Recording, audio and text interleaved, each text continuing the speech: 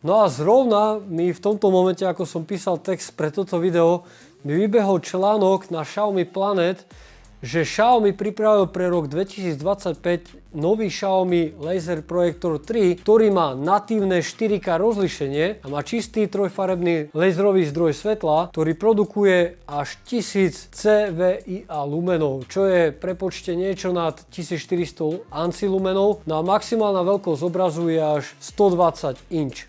Tento projektor sa zatiaľ predáva v Číne a je určený pre čínsky trh, tak ako aj Formový S5.